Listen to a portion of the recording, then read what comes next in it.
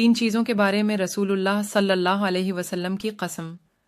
رسول اللہ صلی اللہ علیہ وسلم نے فرمایا، میں قسم کھا کر کہتا ہوں، صدقہ دینے سے کسی کے مال میں کوئی کمی نہیں آتی۔ جو شخص ظلم پر صبر کرے، اللہ اس کی عزت بڑھا دیتا ہے۔ جو شخص اپنے آپ پر مانگنے کا دروازہ کھول لے، اللہ اس پر فقر کا دروازہ کھول دیتا ہے۔ کسی نے بڑی ہی اچھی بات لکھی تھی کہ اگر آپ ایک بکری کا بچہ پالتے ہیں تو آپ فکر سے اسے شام کو گھر لے آتے ہیں، لیکن جو آپ کی اولاد ہے، نسل ہے، اگر وہ دیر رات تک باہر رہتی ہے تو آپ ان کو گھر کیوں نہیں لاتے؟ خدارا بچوں پر دھیان دیں، دیر رات تک چوراہوں اور نشے سے بچائے۔ ایک فقیر نے مالدار آدمی سے کہا، اگر مجھے تمہارے گھر میں موت آ جائے تو تم میرے ساتھ کیا سلوک کرو گے؟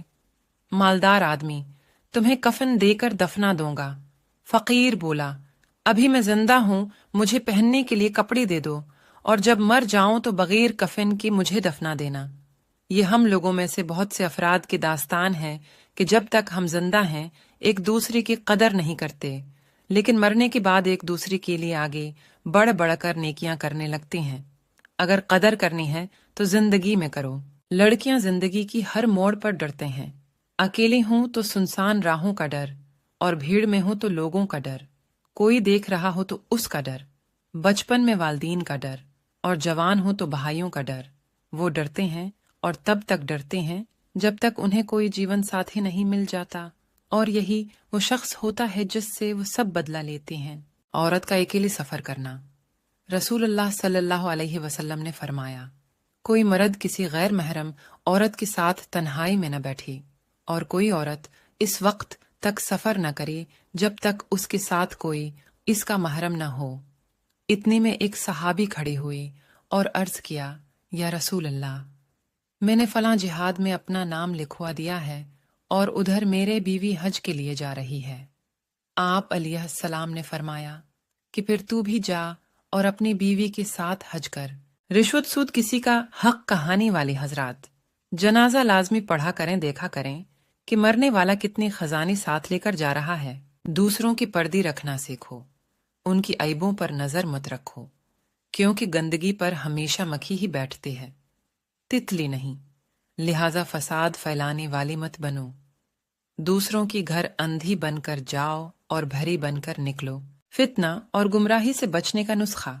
حدیث نبوی صلی اللہ علیہ وسلم، تم میں سے جو شخص زندہ رہا بہت سے اختلاف دیکھے گا، پس تم پر لازم ہے کہ تم میرے سنتی رسول اللہ صلی اللہ علیہ وسلم اور میرے صحابہ کے رستے پر چلو، ان سے چمٹی رہو اور مضبوطی سے تھامے رکھو، اور دین میں نئی راہیں نکالنے سے اجتناب کرو، کہ ان کے دین میں ہر نئی بات بدعت ہے اور ہر بدعت گمراہی ہے۔ جب آپ مجھ میں کوئی عیب دیکھو تو مجھ سے کہو، کسی اور سے نہیں، کیونکہ اس عیب کو مجھے ہی بدلنا ہے، کسی اور کو نہیں۔ مجھ سے کہو گی تو نصیحت کہلائے گی اور اجر لکھا جائے گا، کسی اور سے کہو گی تو غیبت کہلائے گی اور گناہ لکھا جائے گا۔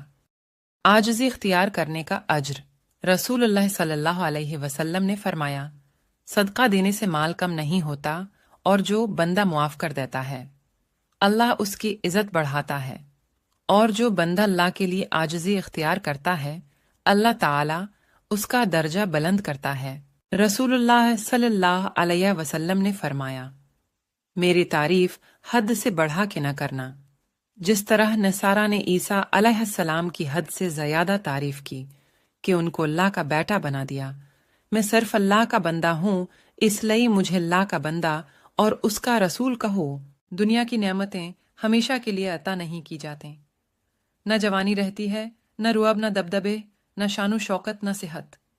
اس لیے اپنا پرائم ٹائم اللہ کو خوش کرنے اور اس کی مخلوق کی خدمت کرنے میں گزاریں۔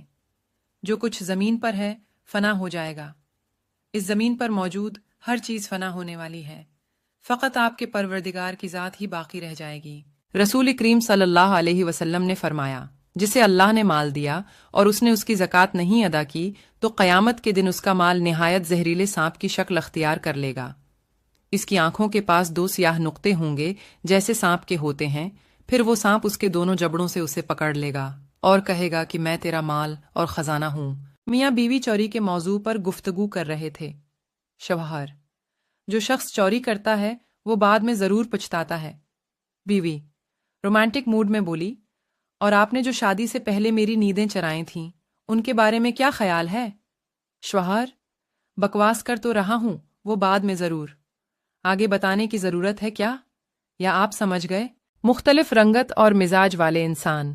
रसूलुल्लाह सल्लल्लाहु अलैहि वसल्लम ने इरशाद फरमाया, अल्लाह ताला ने ज़मीन के हर हिस्से से एक मुट्ठी मिट्टी लेकर इससे आदम अलैहिस्सलाम को पैदा फरमाया, चुनांचा उनकी औलाद में मिट्टी की मुनासिबत से कोई लाल, कोई सफ़ीद, कोई काला और कोई उनके दरमियान की रंगत के हैं।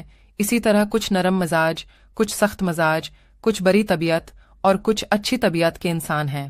खुश रहने का सबसे अच्छा उसूल ये भी है कि जहाँ लगे कि आपकी जगह नहीं, वहाँ खामोशी से खुद को अलग कर लो।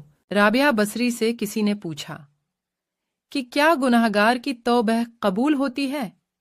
फरमाया, इंसान इस वक्त तक तौबह कर ही नहीं सकता जब तक अल्लाह तौफीक न दे, और जब तौफीक मिल जाए फिर कबूलियत में कोई शक नहीं रहता।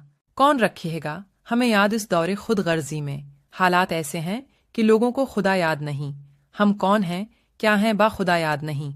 अपने असलाफ की कोई भी अदा याद नहीं है। अगर याद तो काफिर के तराने ही बस है, अगर नहीं याद तो मस्जिद की सदा याद नहीं। बिनती हव्वा को नचाते हैं सरे आम महफिल में। कितने संग दिल हैं कि रस्म हया याद नहीं। आज अपनी जिल्लत का सबब यही है शायद। सब कुछ है याद मगर खुदा याद नहीं। पूछा गया कि जन्नत कितनी दूर है? आप सल्लल्लाहु अलैहि वसल्लम ने फरमाया, जन्नत 2 कदम पर है। पहला कदम नफ्स पर रख दो, दूसरा कदम जन्नत में होगा। सुभान अल्लाह। बाद औकात दिल करता है वापस बचपन में लौट जाऊं, लेकिन ट्यूशन और स्कूल जाते बच्चों को देखकर दिल कहता है इधर ही ठीक है।